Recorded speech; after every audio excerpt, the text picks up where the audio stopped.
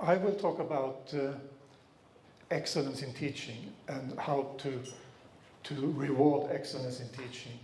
And I will do that from an institutional perspective.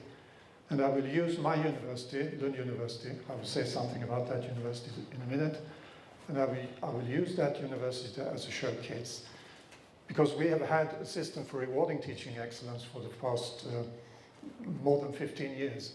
And we do see results of this, and I can show you figures about this. And I will do that at the end of this talk.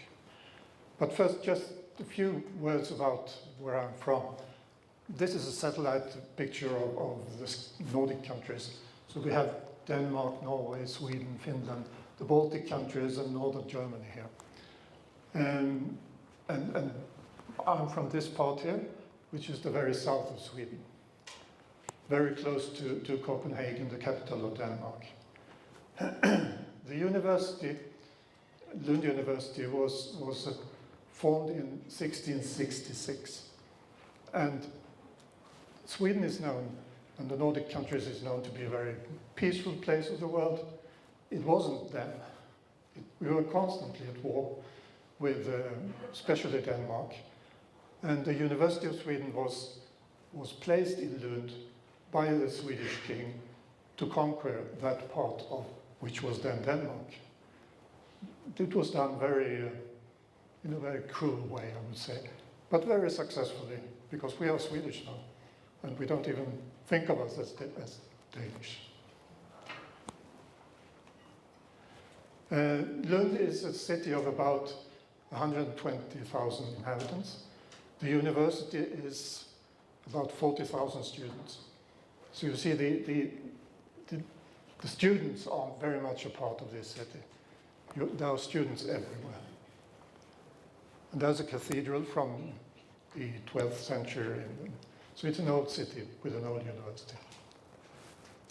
It's a bit, for Scandinavian purposes, I know you're not very much impressed, but for Scandinavian purposes, 42,000 students is quite a lot. So it's one of the biggest universities in Sweden, in Scandinavia. We got quite a lot of international collaboration. And I'm from the Faculty of Engineering, which is the largest faculty, about 25% of the university. And this faculty is a little bit more than 50 years old now. Ranking, of course, we always say in universities that we don't like rankings, but we always look at them. So this is the ranking of Lund universities. We are one of the higher ranked universities in the world, not the top university, but almost. So around 100 in the Times Higher Education, for example.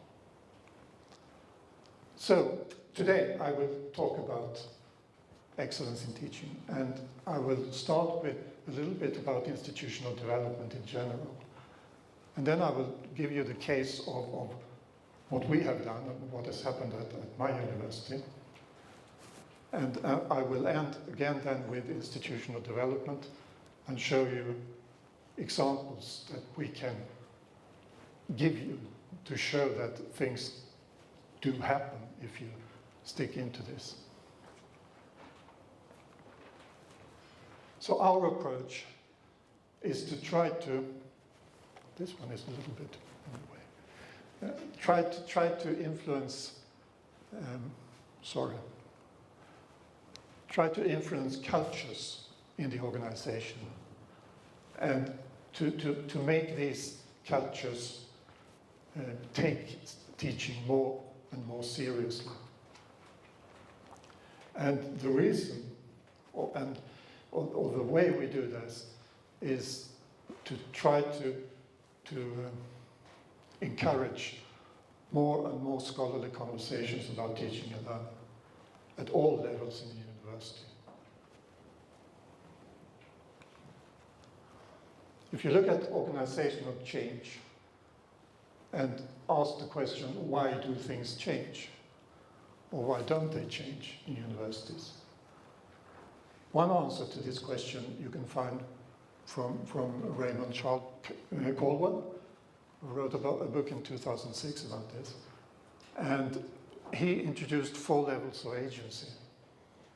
And that is individuals, work groups, the line organization, of course, and also external discourses.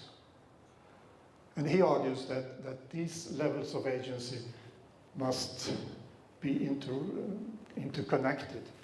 And if you lose one of them or two of them, it might all break down.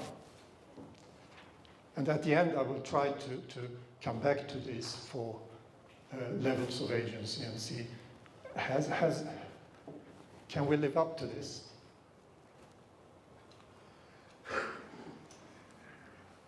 Again, informal conversation is at the heart of this, but also the scholarship of teaching and learning.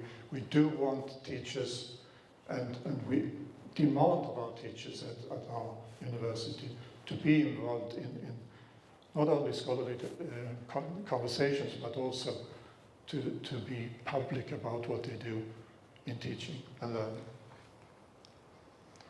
So, systems for rewarding excellence in teaching. Mainly I will talk about Lund University, but a little bit it will also be about what is being done in especially Sweden as a whole. So what we have introduced is what we call the Pedagogical Academy. It's a reward system that any teacher at our university can apply to, so that there's an application procedure. And the reward system is then, it rewards teacher that has a focus on student learning. And also they must have a scholarly reflection, again, towards teaching and learning. There's money in the system for both individuals and the departments. The system is based on a teaching portfolio, and I know you have teaching portfolios here as well. And this teaching portfolio is exposed to peer review, so it's peers that investigate what you're doing. And we've had it since 2001, so it's almost 20 years now. We do have a model that I wouldn't say that we follow it exactly, but we use it as a background. And the important thing is here is that the teaching practice is at the heart of everything.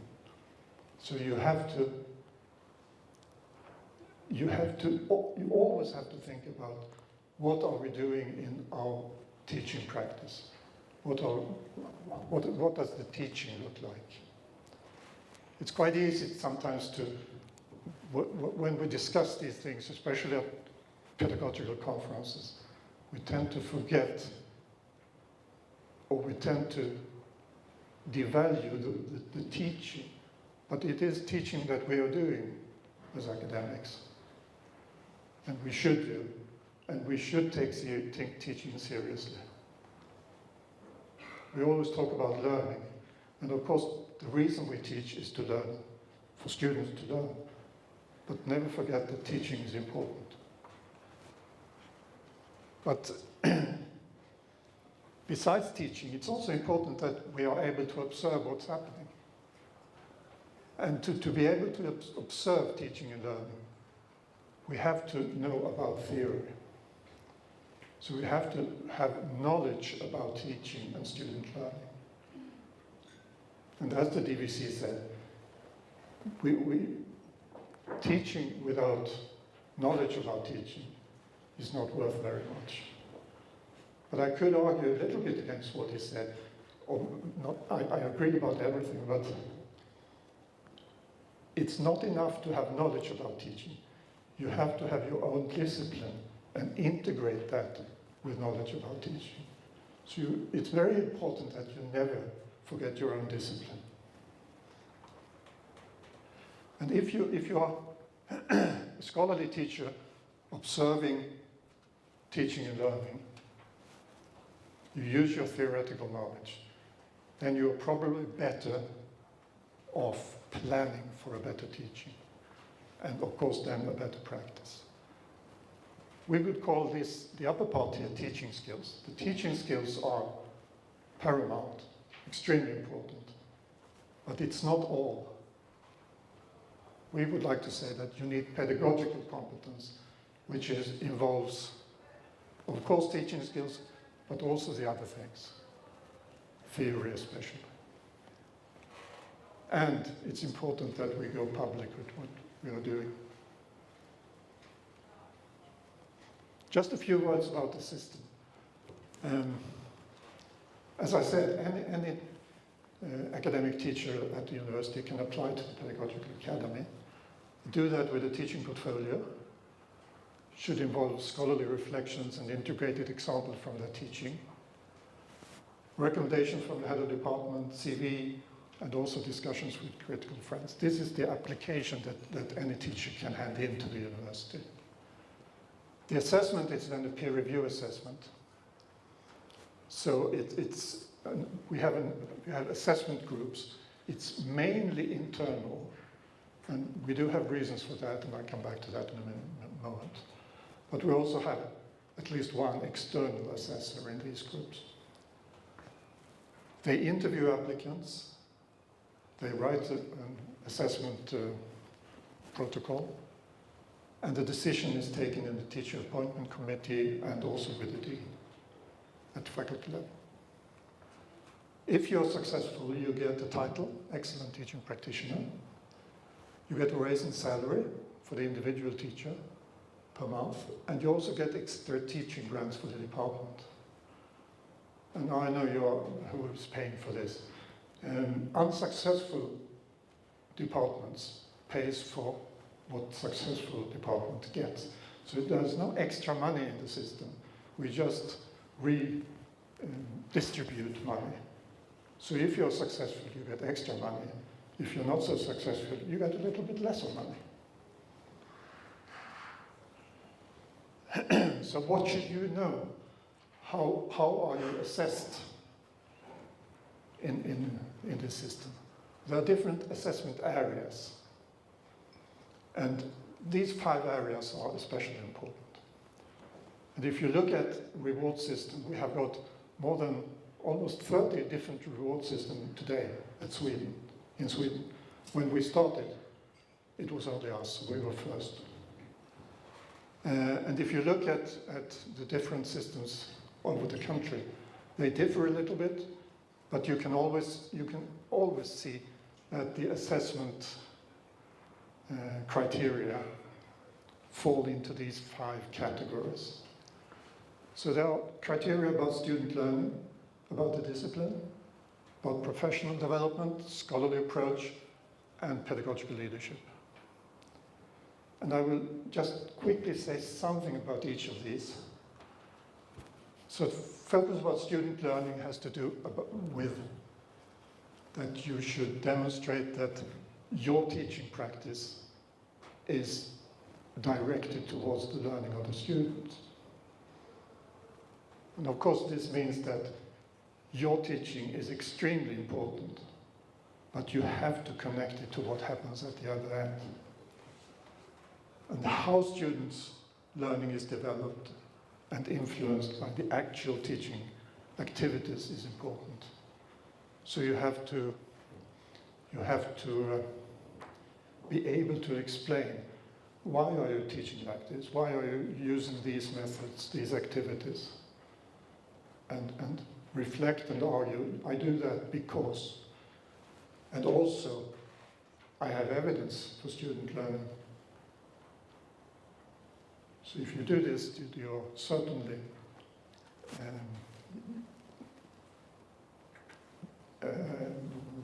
I lose the English words here. I mean, if you can live up to this criteria is done. The second area is the discipline, which is extremely important. Over the years, we have time and time again been criticized for people would say, why don't you say anything about the discipline? And thank you. And when we do, but we haven't been very clear about it until maybe 4 or 5 years ago. Because we always thought that, well, of course you must be an expert in your discipline. And we didn't quite realize from the start how important it is in criteria like this to put the discipline forward and to explain what does it mean. So it means that you have to incorporate your discipline in a teaching and learning context. Neither of them is enough. It's not enough to be an expert in your discipline, and it's not enough to know about pedagogy. You have to be able to integrate them. You have to be able to use strategies to support student learning in the discipline. Pedagogical content knowledge, I know many of you know that notion. And these are examples of this are discipline-specific examples. It's not possible to give discipline-specific examples if you don't know the discipline. Perfect. Explain analogies, etc. You have to know about discipline-specific learning hurdles. So if you are a teacher in organic chemistry, you have to know that the students don't see that there are only just a few ways that reactions can proceed. They see thousands of reactions. You have to be able to give them the patterns of the discipline as teachers. You have to be able to give them useful learning pathways, because you as expert in the discipline is the only one who can give them learning pathways. They can't see that. Well, they can, but they have to be helped to see that. And professional development, of course, is very important.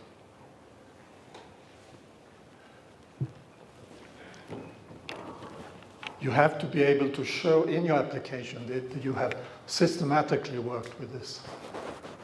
And you have to be able to show that you have credible ideas for the future. This is, for us as researchers, this is natural. You couldn't write a research application without having credible ideas for the future.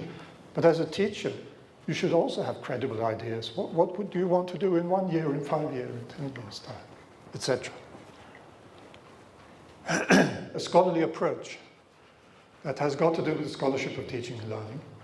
It's got to do with going public, to participate in pedagogical discussions, to participate in a conference like this. And pedagogical leadership. That is to actively lead and promote educational development. And this could be both formal and informal. And it's very important here that it is not the fact that you can check that you have been Vice Dean Education or Director of Studies, etc. You can show pedagogical leadership without this, and you can certainly be Director of Study without showing any pedagogical leadership at all. At least at my university, I know several of them. So it is the actual, that you take actual leadership in different ways, formal or informal. Okay, just a few words then about the teaching portfolio. This is a very central document. And the teaching portfolio has to be about the teaching practice. It is a description and an analysis of that practice. But it is, you could say it's a second order document, because to really understand the practice, you have to follow a teacher for months, for years. It's not enough to just to go out to one lecture and listen and say, oh yeah, this teacher is doing that and that. The teaching portfolio is a way to try to get the teacher to analyze and reflect on the teacher, with supporting evidence, of course. And it is used worldwide. Today I think it's the best we have so far. You can combine it with other things. You can combine it with listening and in on teachers teaching and so on. But it is the best we have. Two things about teaching portfolio I would like to say. Concretion is a key issue. A teaching portfolio is not an extended CV. It's an essay, an analysis of your teaching and your students' learning. And that is extremely important. You have to be concrete. A teaching portfolio that just say general things about teaching and learning is really not worth anything in this case. And the discipline, again, is crucial. Subject knowledge in a pedagogical context. This is just statistics for the past almost 18 years now. And this is just my faculty. So this is the Faculty of Engineering at Lund University. We have rewarded 129 teachers up until this year. And all our 18 departments are represented with rewarded teachers between 2 and 14. The one thing that we are most important with is proud of is that we do have more than 1/3 full professors that has applied for this. This is very important. So we have all kinds of teachers involved in this. Finally now, I would just show you some examples of indications for institutional development. This is figures of rewarded teachers at important positions within the faculty.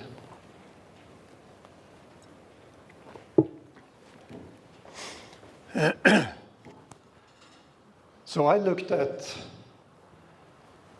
for example, program leaders, program board, research boards, career board. These are teacher appointment committees, heads of departments, dean's office, and the board. And you see they're quite high. 25% of the program leaders, for example.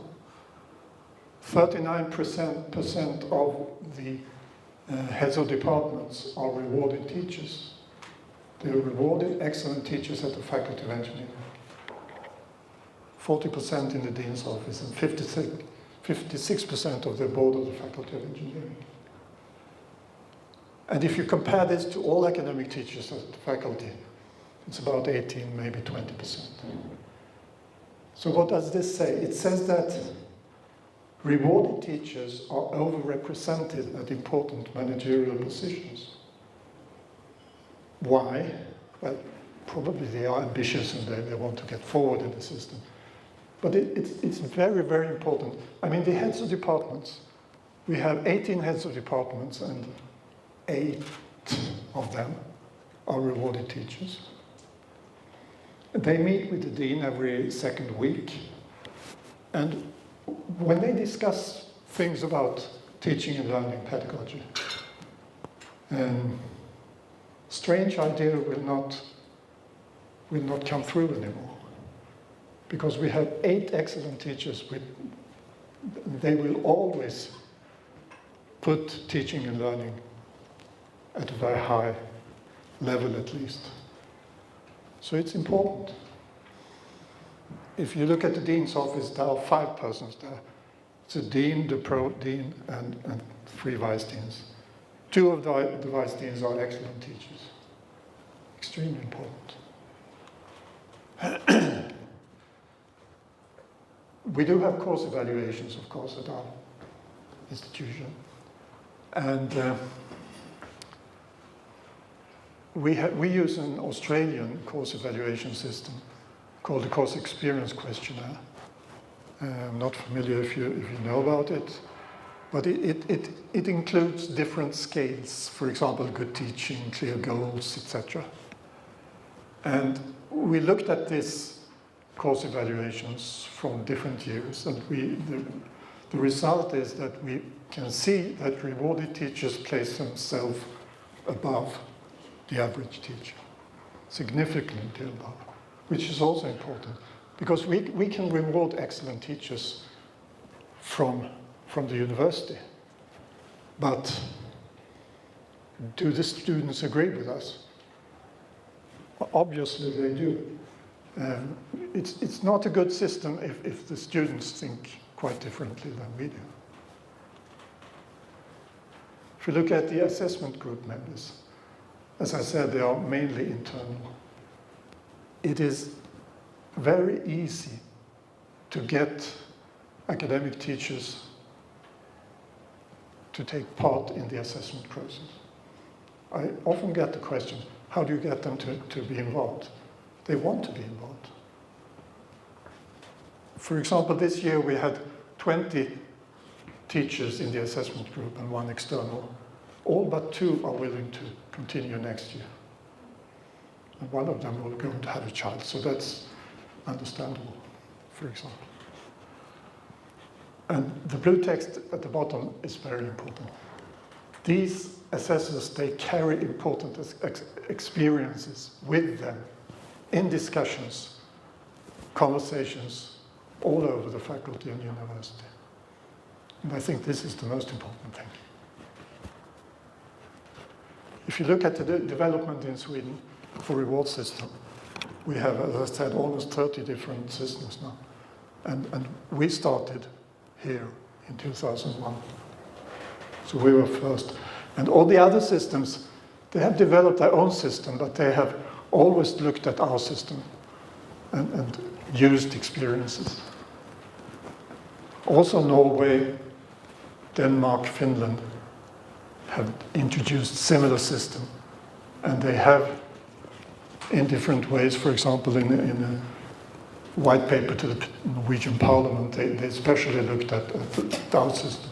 So these are also indications that something is happening.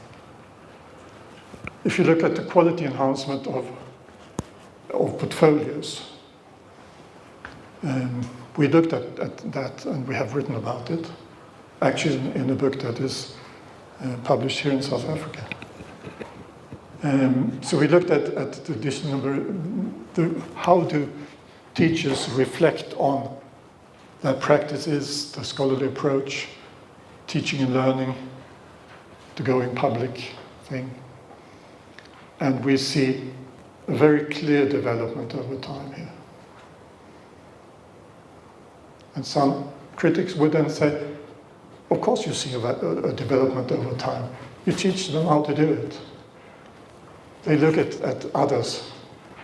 And we would say, yes, but isn't that what we wanted? We want them to be better. We want them to be able to write better portfolios. Another indication of success is that we do get exchange visits, we do get invitations for help like this one, also for workshops, etc. It's also an indication of that something is happening. So if I go back then to the start of this keynote and look at Caldwell's 4 categories for agency, if you look at individuals, they do get an increased status, they get a title, they get more visible in the university. They get an increased salary. The student satisfaction is better according to surveys, etc. If you look at work groups, the funding for departments increase, and they increase quite a lot. There are more and informed conversations. We also have a conference like this. It attracts quite a lot of academics. And they write, and they publish, and they use what colleagues have written, which is the most important thing. So we do require of every participant that presents at our local conference to write. And they write maybe 1,500 words. It's not much, but it's 2 or 3 pages. And it's published in a database. And what we can see is that other teachers really use this. So if they are interested in changing their assessment practice, for example, they do get into the database and look, what has my colleagues done about assessment, which is exactly what we wanted. The line organization, rewarded teachers, as I showed you, are active at management level. So it is certainly influenced. And external discourses, I've told you, national and international levels. So I would argue then that the different levels are working as an aligned system, which is what Colwell wrote about in his book. Finally, the course experience questionnaire that we use to look at the student satisfaction, students' views about teaching. One of the scales was good teaching. And if you look at the scale for good teaching in our course experience questionnaire, it consists of 6 items. And these are the items from the Australian origin. So it's about teachers' motivations, it's about teachers making valuable comments, making efforts for students to understand, helpful feedback. It's about teachers being good at explaining, and it's about teachers encouraging students to work hard. The total number of these kinds of items in the course experience questionnaire are about 25 and 26. So these 6 are about good teaching. We have had this system since 2003. Every course is evaluated. We have a total number of almost 250,000 questionnaires in the database. And this is very easily accessible. We have persons who knows everything about it. So you just pick up the phone and say, could I get a figure about good teaching for the past 17 years or something? And this is the result. So these are course experience questionnaire result for good teaching at the Faculty of Engineering at my university from 2003 until 2017. And it's a Likert scale. So if you totally agree, it's plus 100. If you totally disagree, it's minus 100. And the figures here are between 3.9 and 23.7. So they are on the plus side, and they are fairly normal. The number of questionnaires, as I said, 247,000. It's almost 18,000 per year. So it's a huge number of data points. Since there are 6 items, it's 1.5 million data points. So there's nothing wrong with the statistics here. And what we see here is a constant increase in the good teaching factor here. I don't think you should start to calculate too much, because these are complicated questions. And if you do calculate, you can, some of you maybe already have calculated, it's about 20% increase here for those years. And what we think is important is that with this massive investigation, we do see an continued increasement of student satisfaction for good teaching. This is not just because of the Pedagogical Academy, of course, it's a lot of things, but the reward system has certainly influenced it in many ways. We're quite sure about that. References if you're interested later. And that's about it. Thank you.